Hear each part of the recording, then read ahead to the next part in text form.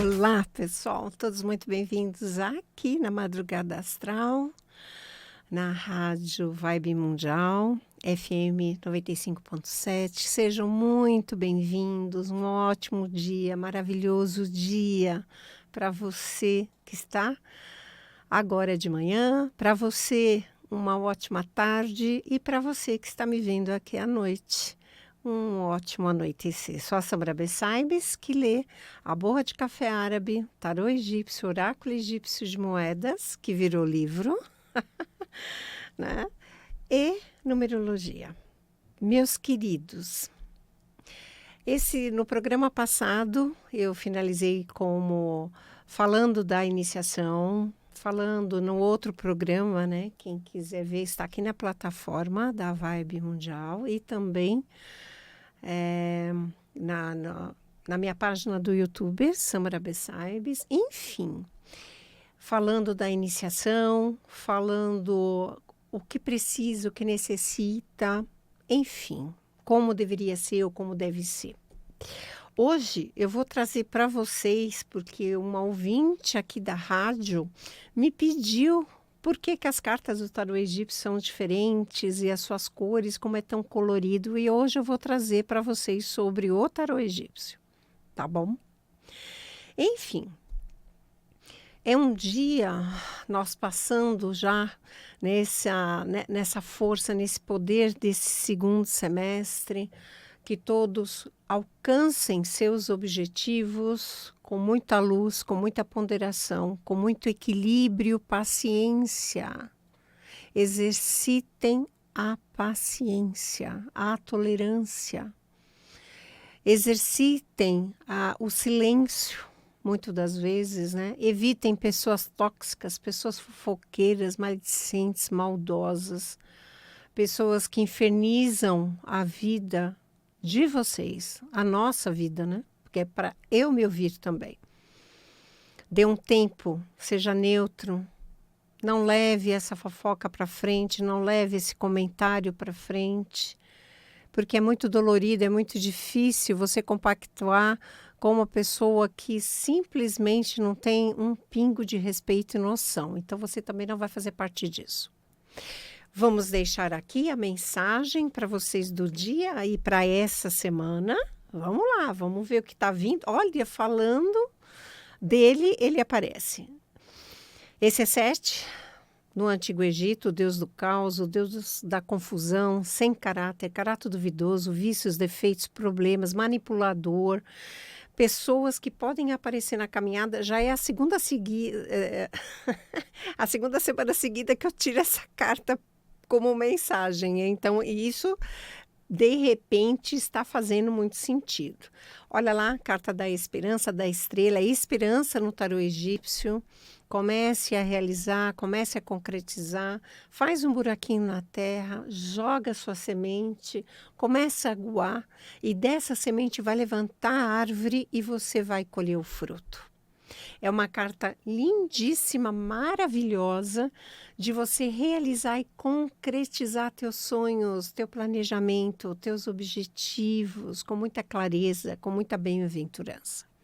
A próxima carta, o Grande Faraó. Uma carta lindíssima de poder, de força, de estrutura, de trabalho. Ela entra como vários aspectos. O Grande Faraó é o que reinava, é o que era responsável pelo Baixo e o Alto Egito. E olha, são terras, viu? Fora o Nilo, Rio Nilo, que corta entre as cidades, entre estados, para eles, entre os países. Então, é uma carta muito forte quando a gente tira o Grande Faraó. Ele vem numa construção, ele está sentado num banco cúbico de estrutura, de elevação moral, de elevação espiritual, de estruturas. Você pode conhecer uma pessoa assim, você pode receber, voltando, trazendo o tarô egípcio para os dias de hoje, você conhecer uma pessoa empreendedora. Ele é o diretor, ele não é só um diretor, ele é o Big Boss, ele é o presidente, ele é o dono da empresa, ele é o que manda, o que comanda, que tem a mão do mando. É uma pessoa elevadíssima espiritualmente, onde as situações do nosso sistema, da nossa vida, do dia a dia, não se comparam ao faraó, porque ele tem honra. Para ser faraó, nas primeiras dinastias no Antigo Egito, tinha que ser sacerdotes. Se eles não fossem iniciados dentro de uma escola iniciática para serem sacerdotes, eles não poderiam virar e serem faraó, porque a responsabilidade das duas terras, a responsabilidade era muito grande. Então, já traz uma semana também de novas estruturas, também de realizações, de bem-aventurança para todos nós e que nós possamos ter essa oportunidade. De repente você não conhece assim um faraó, não entra ainda. O tarô egípcio ele tem sim, até como os outros oráculos, mas o tarô egípcio eu faço questão de falar, ele tem uma longevidade um pouco maior. Tanto é que nas minhas consultas, tá, pessoal? Quem quiser também ligar e procurar é 11 99564 4509, de 1 minuto até 3 anos. E você que está aqui comigo, se quiser também fazer uma pergunta para o tarô, ligue para o telefone do ouvinte 3251 3020. Tá? Aguardo aí sua pergunta, se você quiser, para eu poder te responder. Voltando, então, é uma semana de novas estruturas, de novas possibilidades. O tarô egípcio, ele é rico, olha como eles são diferentes. Tem várias edições, você nunca que é um autor, um editor de um oráculo, você pode copiar do outro oráculo. Você pode trazer figuras similares, mas não iguais, jamais. Cada um, como eu sempre digo, tem a sua egrégora, tem a sua patente, tem o seu registro de autoria. Mas nós temos dentro do tarô, principalmente esse que eu mais gosto, que é o quê? Os arcanos menores com a vida cotidiana do antigo egípcio. Não naipes, não era a época do papado. Então, ele registra, mesmo que ele não tenha vindo primeiramente, mas as descobertas egípcias, sim, há muitos séculos. Ele retrata essa vida nos séculos, nos milênios. E que o Egito não tem só 4.000 anos, né, meus queridos? Não tem. Se a esfinge, já com os testes, já deu mais de 12.000 anos, fazem ideia como é que não é. E o que tem que ser descoberto, e o que ainda não foi descoberto, o que não foi ainda, né, tirado o seu véu. Tem muitos secretos, muitos segredos que nós não sabemos. Então, voltando para as cartas egípcias, hoje eu trouxe, porque essa ouvinte quis saber dessas cores, e eu vou ter que ler, porque é muita coisa, então eu vou até um determinado momento, podemos deixar para uma outra parte. E essas cores, olha só que interessante o que eles falam. Os egípcios usavam as cores com os objetivos precisos em todas as suas expressões, suas falas. A escrita, mesmo sendo nos papiros e pergaminhos no futuro, eles tinham sim algumas situações e cores. Eles usavam muito lápis-lazuli, a turquesa, a cornalina. Então, eles conseguiam diferenciar essas cores para eventuais situações até artísticas. Nas roupas, nas joias, nas decorações, nos templos. Hoje, nos templos, eu estive no Egito, eles são tudo dessa cor, né? Areia, mas era tudo pintado, era tudo colorido. Deveria ser a coisa mais linda. Hoje, com IA, você reproduz se você quer, e aí puxa as cores para determinados hieróglifos, inclusive as cores necessárias, as cores que deveriam ser. Relativo àquilo, a inteligência artificial, gente, assim, olha, vou dizer, viu? É muito avançada. E aí, dentro disso, eles colocavam essas cores em todos os templos, os palácios, né? Nas bandeiras que eles usavam, nos tecidos, os escudos, as armas de guerra, nos livros sagrados e rituais, que eram os pergaminhos e os papiros. Tem livros? Tem, mas nós não né? Não temos ainda um acesso sobre isso, tá certo? Eu fui na Biblioteca de Alexandria, onde essa biblioteca colocaram fogo, né? Mas não vou entrar nesse aspecto. E a Biblioteca de Alexandria hoje, no Egito, ela é enorme, é lindíssima. É tudo com vidros, com aquecimento. Nossa, é assim maravilhosa, gente. E ali existe sim, mas nós não temos acessos. Poucas pessoas o têm. Então vamos começar pelo o vermelho, o Desher, que nem a pirâmide Desher, a pirâmide vermelha no Egito, que denotava para eles a vitalidade, a força, o poder, a sexualidade e ao mesmo tempo um perigo e solidão. Eles avaliavam que o vermelho, apesar de ser muito vivo, muito vital, muita energia, muito sangue, era também representado por uma certa solidão ou perigo em algumas situações que eles retratavam isso. Por estar associado com as areias do deserto, o vermelho indica o poder e necessidade de cuidado associado ao Sete, porque Sete ele foi expulso, como saiu nesta carta, que é Sete, por incrível que pareça, um vermelho meio amarronzado, e Sete foi expulso para o deserto. Né? Ele foi expulso da civilização na época e ele foi viver no deserto. Ele não podia mais viver mediante perigo que ele representava.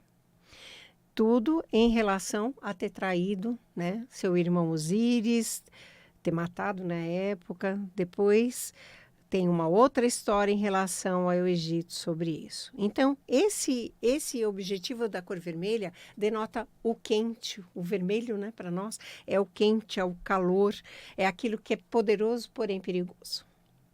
Então, traz, ao mesmo tempo, nessa linguagem, o que eles tinham na época também, o jaspe. O jaspe é vermelho. Inclusive, meus queridos, nas antigas civilizações, até medieval, eles colocavam jaspe na frente da porta, que é um tipo de uma pedra. Ele é considerado pedra, mas nem tanto assim. Ele parece, na verdade, telha da sua propriedade, do seu elemento. Ele corta a mão quando ele não é lapidado. E para evitar energia negativa, para barrar a negatividade, barrar as energias, pessoas negativas, mal olhado, essa era a crença na época, né, mais medieval. Mas no Egito eles sempre usaram. E eles usavam como um vermelho queimado. E é lindo, tanto é que todo mundo fala, todo mundo que teve reminiscências, interiorizações, que o Egito, ou mesmo alguns pergaminhos e papiros relatam que as areias do deserto eram alaranjadas, meio avermelhadas. A laranja é a cor do sol poente. O sol está se colocando no Egito. De repente, não é 5h30, 6 horas, é 4h30, 5 horas no máximo. Então, ele lida com uma luz, o laranja para eles é uma luz de descanso. Tanto é que os templos no Egito, ou esses órgãos, né, eles fecham 4 horas da tarde, meus queridos, porque 4h30 já está escurecendo. Então, ele retrata essa cor como um recolhimento interno, um trabalho que deve terminar quando o sol termina, quando o sol se coloca no poente e já está chegando o anoitecer, que não é nem o anoitecer, eles chamam de crepúsculo. Tanto é que a carta do tarô egípcio é crepúsculo, não é lua. Enfim, denota essas alegrias dentro das areias do deserto, que as horas estão diminuindo, inclusive, e está chegando o anoitecer. E também o marrom escurecido. Ele simbolizava muito para eles no Baixo Egito, no delta do Nilo, essa fertilidade, apesar que está abrandando. E aí o sol se coloca atrás das montanhas, atrás das pirâmides, né? Que é lindíssima.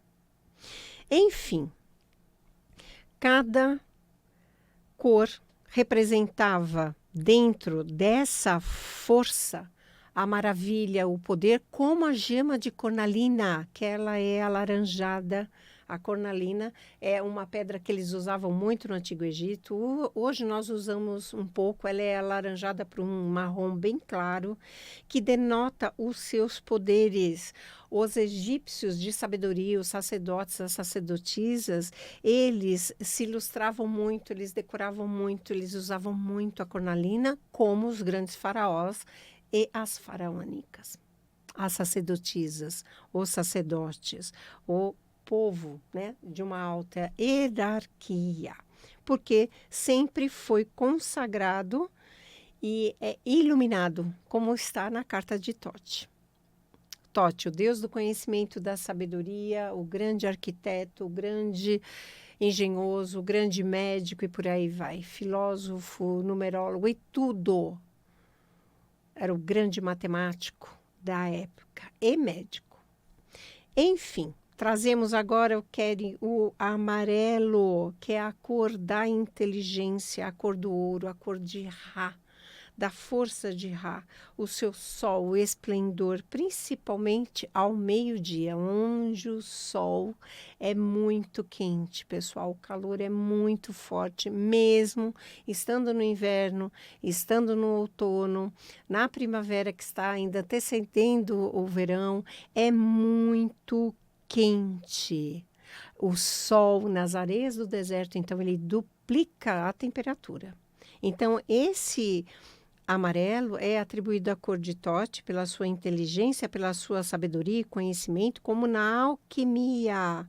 Alquenhalá é uma palavra que eles usam como a ciência originada no Egito.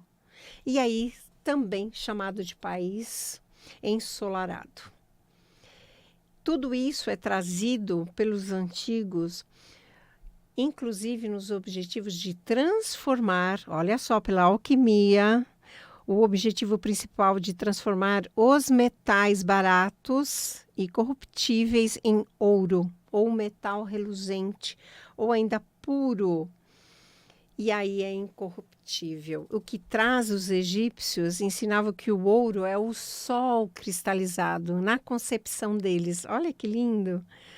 Então, é a carne de Ra, que é o Deus Sol, dada à humanidade. Por isso, esse amarelo invoca o arquétipo da alta transformação e transmutação por meio da sabedoria. Pelo mesmo motivo, as suas máscaras, os objetos, os artefatos egípcios são muito da cor amarela, da cor de ouro, porque são nobres, são feitos de ouro nobre. E isso no Antigo Egito, gente do céu, era assim uma raridade. Era raro, só quem poderia mesmo fazer as joias, fazer artefatos, tudo na cor dourada. As máscaras, a máscara de Tutankhamon, tão detalhada, tão linda, com o azul, com azul turquesa. É lindíssimo. E fora as outras cores, a cornalina, o lápis lazuli, que é lindíssimo. Então, para obter esses pigmentos mais amarelados, eles usavam óxidos de ferro hidratado, que é a limonta, que chamamos hoje, para inspirar, onde o amarelo veste a divindade feminina e masculina. São as estelas dos arcanos egípcio, que é a carta 19, que é a carta do Sol. A carta do Sol é que eu não estou com outro tarô aqui, mas é uma carta lindíssima, né, de Amon-Ra, onde o Sol ele vem pela carta da inspiração, do amar e ser amado, da luz maior, do exemplo maior. Então, ele é simbolizado pela força de Ra. É a vida, é o efeito, é o sangue, é a carne, é o poder. E é o ouro pelo amarelo. Então, traz para os antigos essa bem-aventurança desse pigmento amarelo, dessa estela. E vou finalizar aqui com o verde. O verde, como hoje, é a cor da fertilidade, da saúde, da bem-aventurança. Por isso que quando uma pessoa está muito adoentada, nós emanamos, né, muita cor verde, azul ao mesmo tempo para abrandar, para trazer paz, harmonia, o verde para cura, o rosa colocando no seu coração, o laranja para reativar as suas funções também de cura. E eles tinham o que ninguém quase fala são das cavernas, das grutas no Egito de esmeralda. Como Totti escreveu, né, seus livros, que não foi um só, nas tábuas de esmeralda. Tábuas de esmeralda não é uma só. Então, tem tanto conhecimento e sabedoria em relação a isso, e ainda comparando com o rio Nilo, o delta do Nilo, com as suas águas férteis, a sua plantação, os seus juncos, o papiro da onde é tirado e elevado quando vem a cheia do rio Nilo. Então, imagina aquele deserto seco, amarelo, laranjado, como também as águas e o verde maravilhoso das plantas da colheita futura no Antigo Egito, que até hoje existe isso.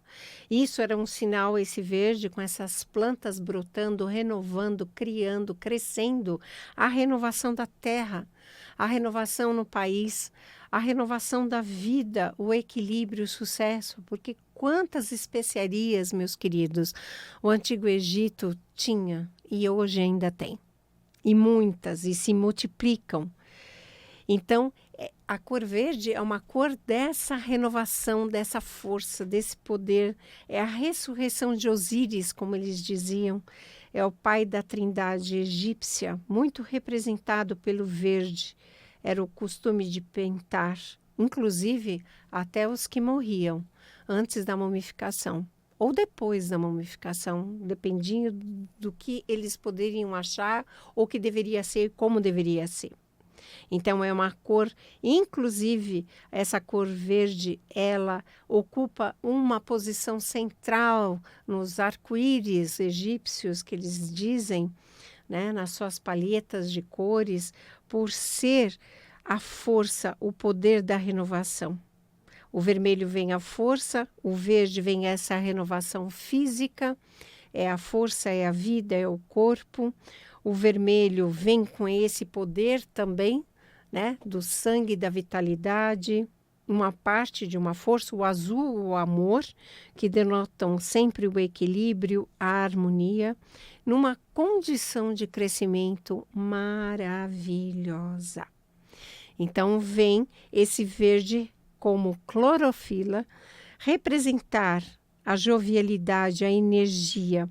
O verde escuro esmeralda, ele representa a maturidade, a experiência. Então, os pigmentos verdes eram obtidos a partir da malaquita do Sinai. É uma pedra riquíssima nessa prosperidade e fortalecimento. E para fixar esses conceitos, o verde vivo nas vestes da lâmina 11 do livro da sabedoria de quem? O nosso 11 é o que ele enfrenta, né? Para muitos é a força, e no tarô egípcio é a carta da persuasão. Vem o leão com a sua juba verde, de poder, de renovação, de persistir, de insistir, de volta para dentro de você, coadune teu espírito, teu mental, teu espiritual. Veja dentro do seu psíquico o que você quer, a energia vindo do cosmos, te protegendo, te iluminando, te fortalecendo. Vamos ficando por aqui. Esse programa está terminando. Quero deixar aqui para vocês, né, como sempre, o telefone do ouvinte, quando vocês quiserem ligar para a Madrugada Astral, 3251-3020, seja a hora que você estiver vendo o programa. O meu telefone, que é de São Paulo, 11 995644509, @SamaraBessaibes, TikTok, Instagram.